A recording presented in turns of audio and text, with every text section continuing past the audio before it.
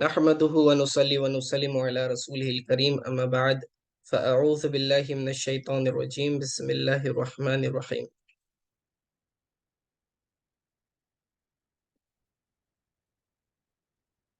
سورة البقرہ کی تفسیر جاری ہے۔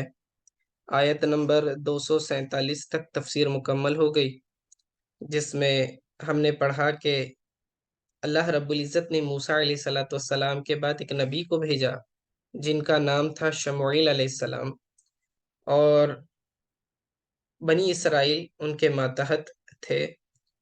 تب جبکہ جالوت نے بنی اسرائیل پر ظلم کیا، ان کی زمینوں پر قبضہ کیا، تو وہ چاہتے تھے کہ ان سے جہاد کریں، لڑیں اور اپنے ملک کو واپس حاصل کریں، لیکن اس وقت ان کا کوئی لیڈر نہیں تھا، کوئی رہنما نہیں تھا۔ تو انہوں نے شموئیل علیہ السلام سے دعا کی کہ وہ ان کے لیے کیا کرے، ایک بادشاہ کو مقرر کرے۔ جب بادشاہ مقرر کرنے کی باری آئی تو سوال یہ ہوگا کہ بادشاہ کسے بنایا جائے، تو اللہ تعالیٰ نے نشانی بتائی حضرت شموئیل علیہ السلام کو کہ ایک عصا دیا، فرمایا کہ اس عصا یعنی اس لاٹھی کے ہائٹ جس کے برابر ہوگی وہ بادشاہ بنے گا۔ دوسرا ایک سینگ دیا، ایک پیالہ بھی آتا ہے لیکن ایک سینگ کے بارے میں بھی آتا ہے جس کے اندر تیل تھا، تو جس کے اندر جو شخص اسے پکڑے گا اگر وہ تیل کھولنے لگے گا تو وہ بادشاہ ہوگا۔ یہ دونوں علامتیں جو ہے طالوت نے جب اپنے ہاتھوں میں لی، یعنی کہ اس سینگ کو اپنے ہاتھ میں لیا تو تیل ابلنا شروع ہوا، اور اس لاٹھی کی جو سائز تھی وہ بالکل طالوت کے ہائٹ کے برابر ہو گئی، تو پتہ چلا کہ طالوت ہی بنی اسرائیل کا بادشاہ بنایا جائے گا۔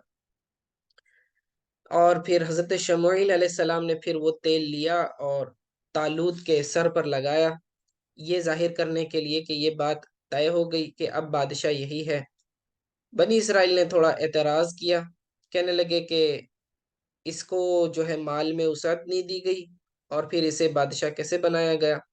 تو اللہ تعالیٰ نے اس کا جواب دیا نبی علیہ السلام کے ذریعے کہ اسے جو ہے علم میں اور جسم میں فضیلت دی ہے اللہ تعالیٰ نے، جو کہ ایک جنگی مہارت حاصل ہونے کے لیے ضروری ہے، ایک ملک چلانے کے لیے عقل کی بھی ضرورت ہے اور قوت کی بھی ضرورت ہے۔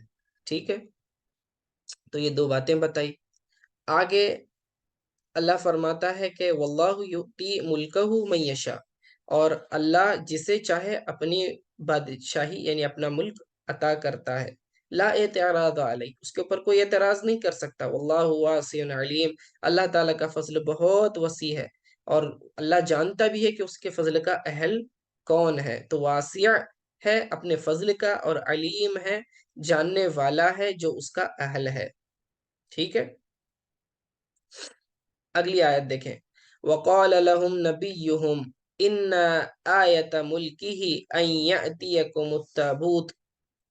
اب یہاں سے اگلی کڑی کا ذکر ہو رہا ہے، یعنی بنی اسرائیل کے دلوں کو اطمینان دلانے کے لیے کہ طالوت ہی بادشاہ ہے اور تمہیں اس کے ماتحت رہنے سے فتح بھی حاصل ہوگی، تو اس کی ایک علامت، ایک نشانی یہ بتائی کہ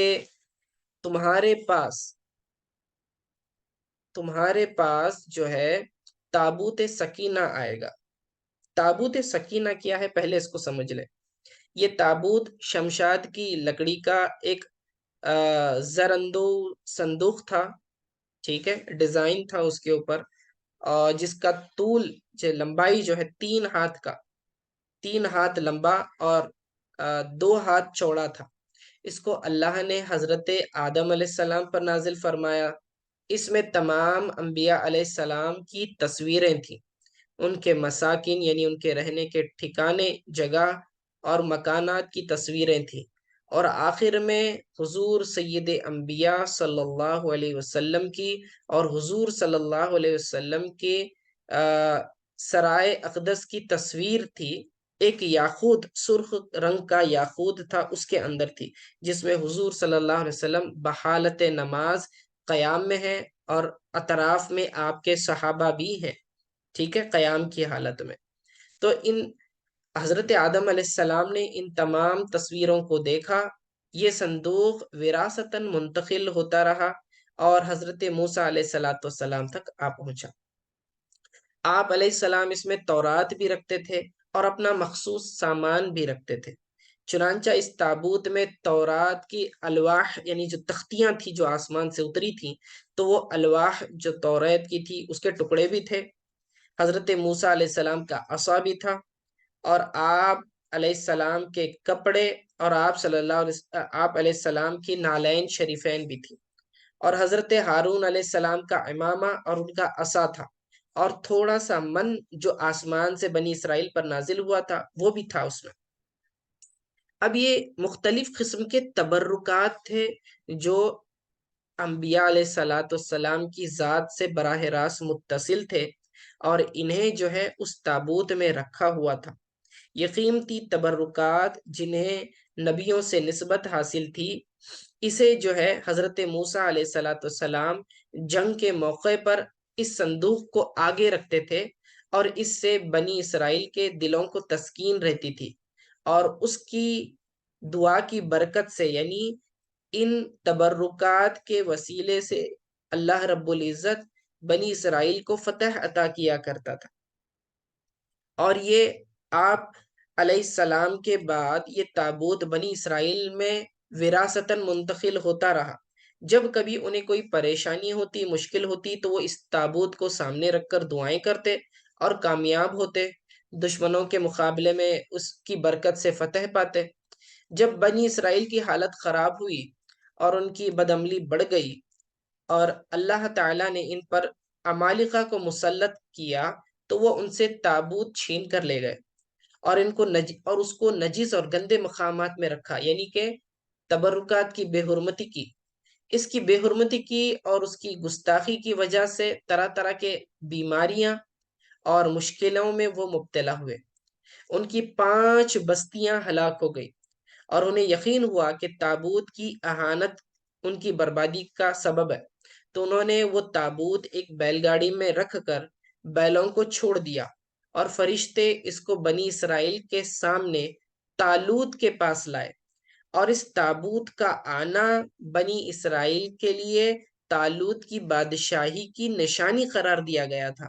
بنی اسرائیل یہ دیکھ کر اس کی بادشاہی کا اعتراف کر لیے، اور بے جھجک جنگ کے لیے، جہاد کے لیے تیار ہو گئے، کیونکہ تابوت پا کر انہیں یہ یقین ہو گیا کہ اب فتح ہماری ہوگی۔ طالوت نے بنی اسرائیل میں سے 70,000 نوجوان منتخب کیے، چنے، جن میں حضرت داؤد علیہ السلام بھی تھے۔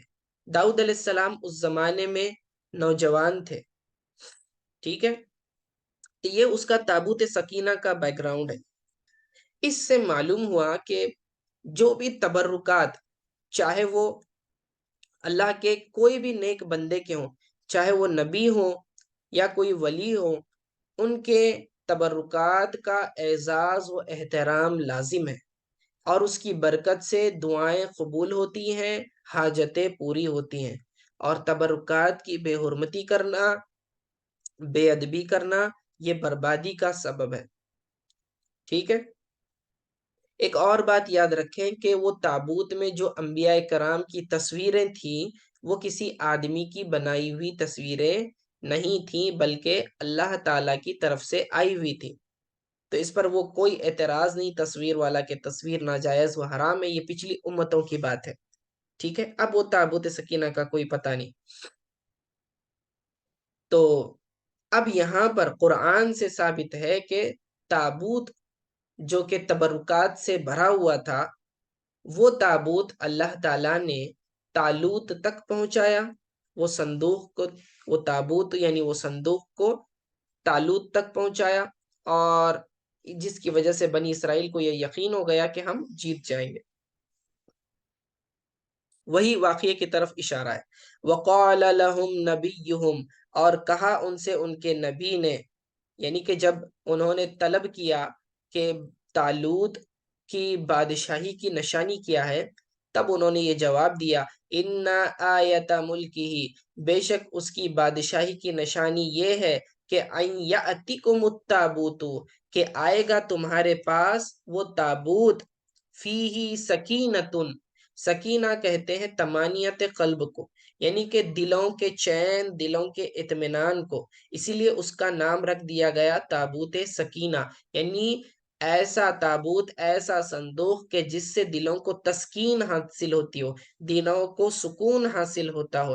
اور وہ سکون کیسا تھا، وہ طمانینت کیسی تھی کہ انہیں اس بات کا یقین ہوتا کہ ہم پر اب کوئی پریشانی نہیں آئے گی، کیونکہ اگر آ بھی گئی تو ہم اس تابوت کی دعا سے، اس کی برکت سے وہ پریشانی دور ہو جائے گی، جنگ جیت جائیں گے، بیماریاں دور ہو جائیں گی، ہماری مرادیں پوری ہوں گی، تو یہ انہیں دل میں ایک خوشی حاصل ہوتی تھی۔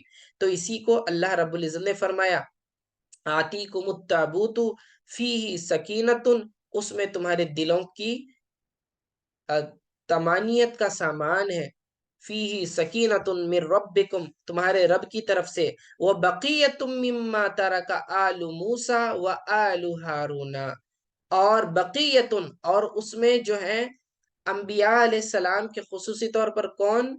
حضرت موسیٰ علیہ السلام اور حضرت ہارون علیہ السلام کے چھوڑے ہوئے تبرکات اس میں ہیں۔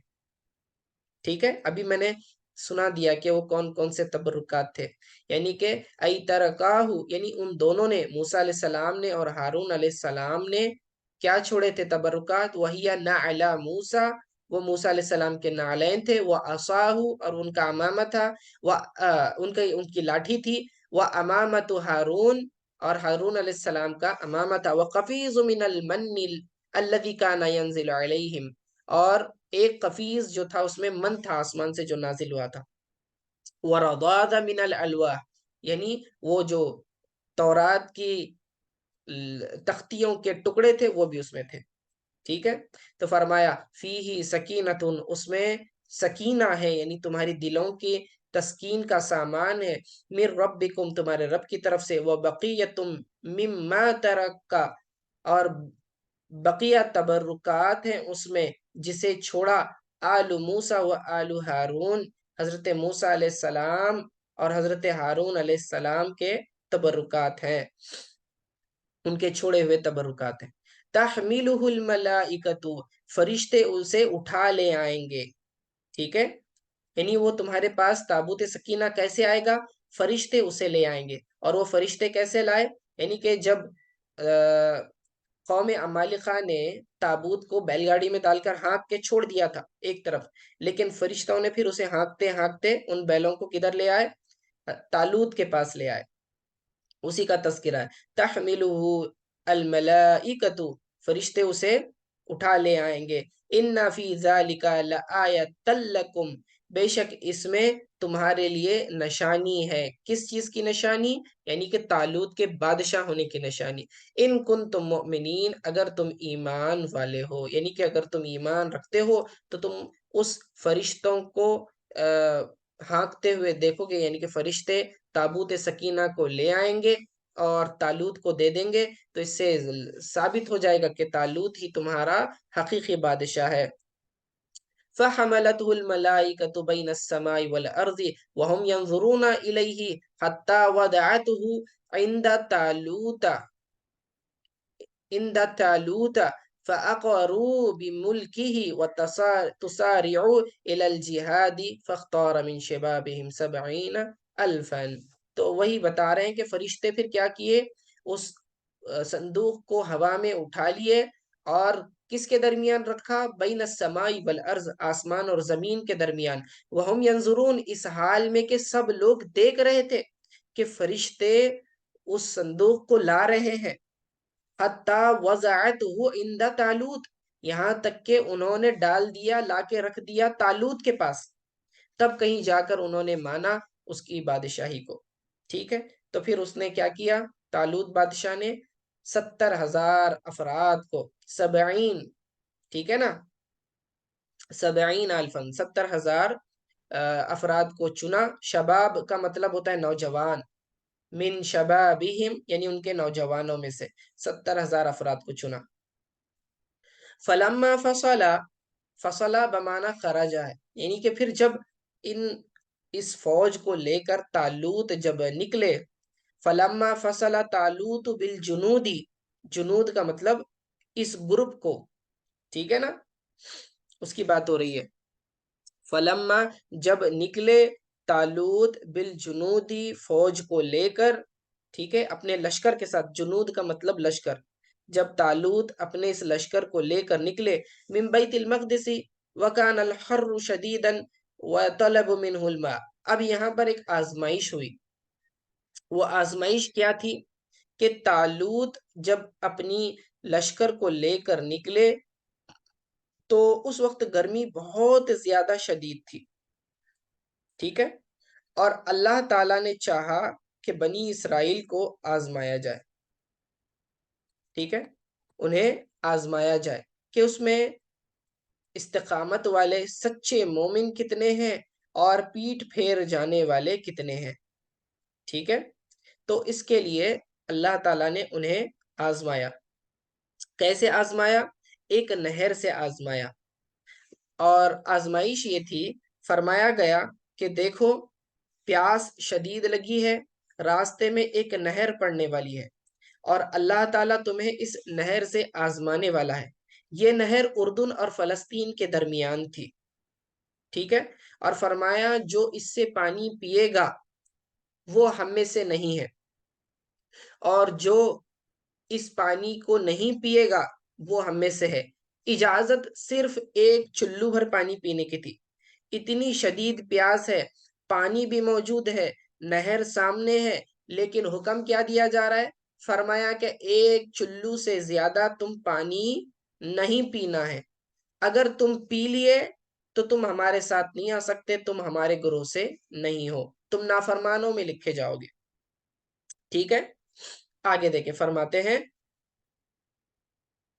आयत में क्या लिखा है? फलम्मा फसल तालूत बिल जुनूदी, जब तालूत अपने लश्कर के साथ निकला, क़ाला, तो कहा, इन्नल्लाह मुब्तलीकुम, बेशक अल्लाह ताला तुम्हें मुब्तला करेगा, यानी तुम्हें आजमाए आजमाएगा, बिनहरिन, एक नहर के जरिए। क्यों आजमाएगा? ताकि जाहिर करे कि इसमें मुतिया कौन है, फर्मा बरदार कौन है, और आसी कौन है, नाफरमान कौन है, ठीक है। फमन शरिबा मिनहु, बस जो इसमें से पिएगा, यानी इस नहर के पानी में से पिएगा, फलैसा मिन्नी, तो वो हम में से नहीं, यानी मेरे मुत्तबीईन में से, मेरे फॉलोवर में से नहीं है। वमन लम यतअमहु, और जो उसमें से नहीं पिएगा, नहीं चखेगा, फइन्नहु मिन्नी, तो वो हम में से है, यानी मुझसे है, मिन्नी मुझसे है। इल्ला मन इग़तरफ़ गुरफ़तम बियदिही, सिवाय एक हाथ के चुल्लू भर के, ठीक है, इल्ला, सिवाय, मन इग़तरफ़ा, जो एक चुल्लू भर कर ले ले, गुरफ़तम बियदी, अपने हाथ से। ये चुल्लू भी जो है ऐसे भर के नहीं लेना है, समझे कि नहीं, यानी बोतल से लेना नहीं है, छागल से नहीं लेना है, प्याले से नहीं लेना, बस अपने हाथ में जितना बैठेगा तुम्हारे पानी, बस एक चुल्लू तुमने पीना है, उसी पर इक्तिफा करना है। उससे ज्यादा अगर पिएंगे तो हम में से नहीं होगा, ठीक है। इल्ला मन इग़तरफ़ गुरफ़तम बियदी, सिवाय अपने हाथ के एक चुल्लू के, फशरिबु मिनहु, तो उसमें से अक्सर लोगों ने पानी पिया, यानी ज्यादा पानी पिया, जितना कहा गया था उससे ज्यादा पानी पिया। इल्ला कलीलम मिनहुम, सिवाय उनमें के थोड़े लोगों के। एक रिवायत में है कि यही एक चुल्लू उनके जानवरों को काफी हुआ, यानी कि वो एक चुल्लू से खुद भी पिए और उनके जानवर भी पिए, तो वो उतना एक चुल्लू अल्लाह ताला ने उनके लिए काफी कर दिया, उनकी भी प्यास बुझी, उनके जानवरों की भी प्यास बुझी। और जिन लोगों ने पेट भर कर पानी पिया, एक चुल्लू से ज्यादा पानी पिया, तो अब अल्लाह ताला ने उनकी हिम्मतों को पस्त कर दिया, उनकी ताकत खत्म हो गई, ठीक है, उनकी कुव्वत और ताकत खत्म हो गई और उनमें बुजदिली आ गई, जिन लोगों ने पेट भरकर पानी पिया। तो ये अल्लाह ताला की तरफ से आजमाइश थी उनके लिए, ठीक है। और कितने लोगों ने एक चुल्लू भर पानी पिया? एक रिवायत में आता है कि वो लोग सलासु मियतिन थे, वह बिज़अत अशर, यानी 300 افراد تھے، 70,000 لے کر نکلے تھے لشکر، کون؟ طالوت، لیکن اس میں سے سوائے 313 افراد کے سب نے جی بھر کر پانی پیا، صرف 313 افراد وہ تھے جنہوں نے چلو بھر کر پانی پیا، اور جنہوں نے پیا تو ان کی ہمتیں پست ہو گئی، اور جنہوں نے ایک چلو بھر پیا تو ان کی ہمتیں بڑھ گئی، الا قلیلا منہم، سوائے چند لوگوں کے، فلما جاوزوا ہوا والذین آمنوا معه، پھر جب طالوت، اب اس کے بعد فرما رہے، پھر جب طالوت اور اس کے ساتھ کے مسلمان نہر کے پار گئے، اور یہ وہی لوگ تھے جنہوں نے ایک چلو پر اکتفا کیا تھا، تو وہ بولے آگے، ٹھیک ہے،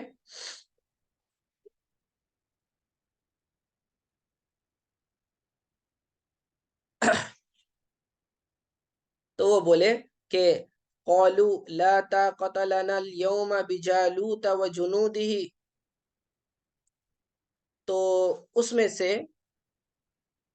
فرمایا، ابھی دیکھیں آگے کیا فرمایا، قالو، تو وہ لوگ جو تھے جنہوں نے پیڑ بھر کر پانی پیا تھا، الذین شربوا، تو کہنے لگے لا طاقت لنا اليوم، آج ہمیں کوئی طاقت نہیں ہے، ہمارے اندر کوئی قوت نہیں ہے، بجالوت و جنودہ، یعنی جالوت اور اس کے لشکر سے مقابلے کے لیے، جہاد کے لیے اب ہمارے اندر کوئی طاقت نہیں رہی۔ قال الذین یظنون انہم ملاق اللہ، اب وہ جو مومنین تھے تو وہ لوگ جو گمان رکھتے تھے کہ انہیں اللہ تعالیٰ سے ملاقات کرنی ہے ایک دن، تو انہوں نے کہا کم من فئت قلیلت غلبت فئتا کثیرتا بإذن اللہ، کہ دیکھیں کئی مرتبہ ایسا ہوا ہے، کتنی ہی بار، یہ کم جو ہے یہ خبریہ ہے بمانے کثیر کے، یعنی کتنی ہی بار ایسا ہوا ہے، یعنی بہت بار ایسا ہوا ہے، اکثر مرتبہ ایسا ہوا ہے کہ جو مختصر فوج ہے، مختصر جماعت بڑی جماعت پر غالب آ گئی ہے، ٹھیک ہے، مختصر سی جماعت کم لوگوں نے زیادہ لوگوں پر فتح پائی ہے، اور ہم صرف 313 ہیں، اور سامنے والا لشکر جو جالوت کا ہے وہ بہت بڑا ہے، اور ان سے ہم صرف 313 افراد کیسے لڑیں گے؟ تو مومن جو ہے اپنی طاقت اور قوت پر اعتماد نہیں رکھتا، بلکہ اللہ تعالیٰ پر، اس کی مدد اور اس نصرت پر اعتماد رکھتا ہے۔ اسی لیے ان لوگوں نے کہا، مومنین نے کہا کہ کتنی ہی بار ایسا ہوا کہ مختصر سی جماعت بڑی جماعت پر غالب آ گئی ہے، یعنی جیت جاتی ہے، واللہ مع الصابرین، اور بے شک اللہ تعالی صبر کرنے والوں کے ساتھ ہے، صبر کرنے والوں کے ساتھ ہے۔ اب یہاں پر ایک بہت لطیف نقطہ ہے، یاد رکھیں، دنیا میں انسان ظاہری اسباب پر زیادہ اعتماد رکھتا ہے، وہ یہ سوچتا ہے، اگر صرف اس جنگ کا کنٹیکسٹ لے لیں تو وہ یہ سوچتا ہے کہ میرے پاس لشکر زیادہ ہوگا تو ہماری فتح ہوگی، میرے پاس قوت زیادہ ہوگی تو ہماری فتح ہوگی، ہمارے پاس اسٹریٹجی اچھی ہے اور ہمارے پاس ہتھیار اچھے ہیں تو ہماری فتح و نصرت ہوگی، ہاں، حالات اچھے ہوں گے، پیسہ زیادہ ہوگا تو ہماری کیا ہوگی؟ مدد و نصرت ہوگی، لیکن ایسا نہیں ہے، بلکہ مدد صرف اور صرف اللہ تعالیٰ کی طرف سے ہے، فتح صرف اللہ کی طرف سے ہے، اللہ جسے چاہے جس پر بھی غالب کرے۔ تو دیکھیں جنگ بدر کا معاملہ دیکھیں، اس وقت بھی 313 مومنین تھے جو ہزاروں قریش پر غالب آ گئے تھے، جو کفار پر غالب آ گئے تھے، اور یہاں بھی طالوت کے لشکر میں بھی صرف 313 افراد تھے جو کہ جالوت پر غالب آ گئے تھے۔ تو یہ مومنین کو دلاسا دینا تھا مسلمانوں کو کہ دیکھو کئی مرتبہ ایسا ہوتا ہے کہ چھوٹی جماعت بڑی جماعت پر غالب آ جاتی ہے اللہ تعالیٰ کی مدد کی وجہ سے، واللہ مع الصابرین، اور اللہ تعالیٰ صبر کرنے والوں کے ساتھ ہے۔ صبر کرنا، مصیبت کو برداشت کرنا بغیر شکایت کرے کے، اگر تم شکوہ شکایت کرنے لگ جاؤ تو پھر وہ صبر نہیں ہے۔ تو صبر کا مطلب ہوتا ہے بغیر شکوہ شکایت کرے کہ اس تکلیف کو برداشت کر لینا، اور سوائے اللہ کے اپنی تکلیف کسی اور کو نہ سنانا، تو یہ صبر ہے۔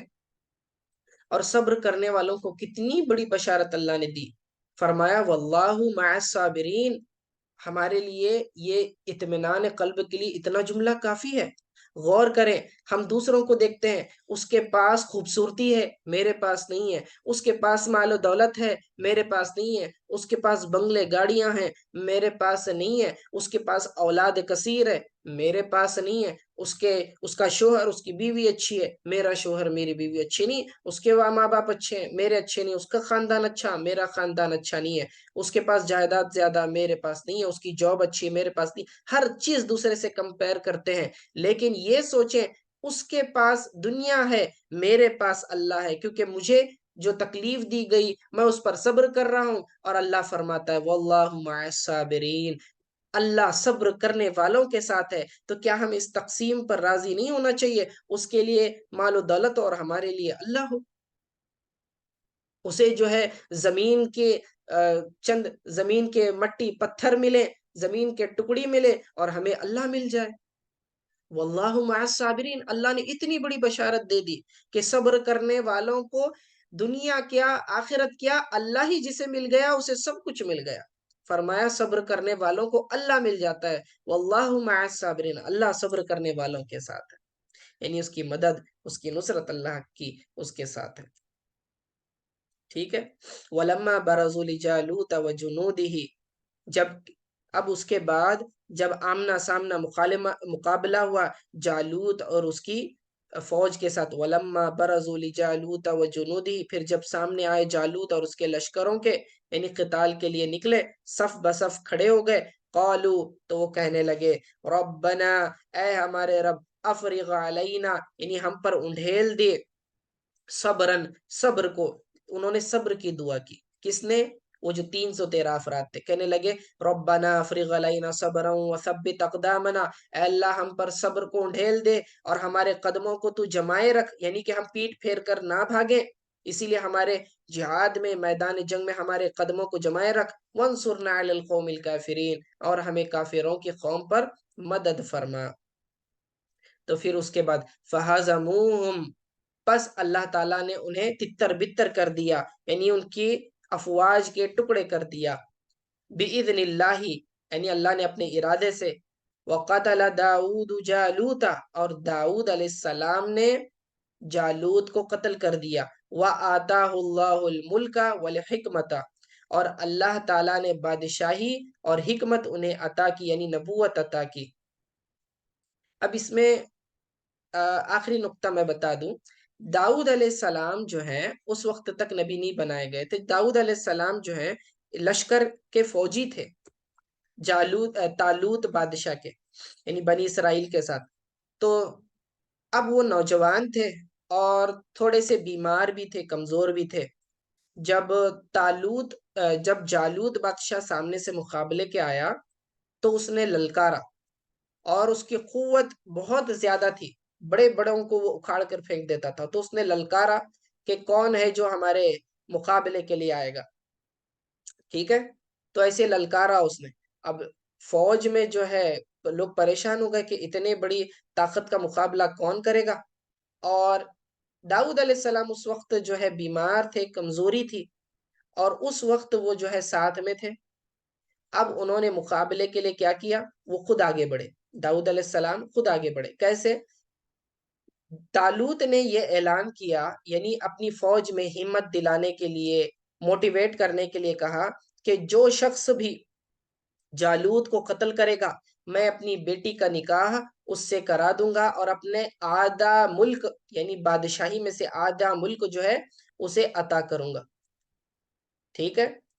تو یہ اعلان ہوا، داؤد علیہ السلام نکلے، اور انہوں نے جو ہے ایک ہتھیار سے، جسے کیا کہتے ہیں،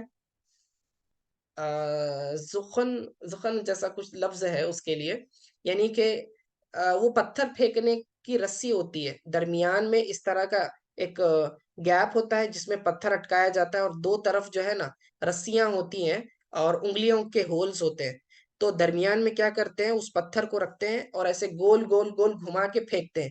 یہ جو ہے چرواہے استعمال کرتے ہیں، اگر آپ نے گاؤں وغیرہ میں دیکھا ہوگا کہ جیسے کوئی کتے یا بھیڑیے وغیرہ اگر بکریوں کو کھانے آتے ہیں تو وہ لوگ ایسے پتھر ایسے رکھ کے، جیسا گھما کے ایسا پھینکتے ہیں تو وہ بہت زیادہ زور سے لگتا ہے، تو جانوروں کو ہکالنے کے لیے استعمال کرتے ہیں. ٹھیک ہے.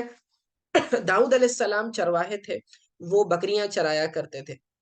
تو داؤد علیہ السلام کے پاس وہ چیز تھی، اس کے اندر انہوں نے وہ رکھا اور پتھر رکھا اور گھما کے جو مارا تو اس کا سر پھٹ گیا. کس کا؟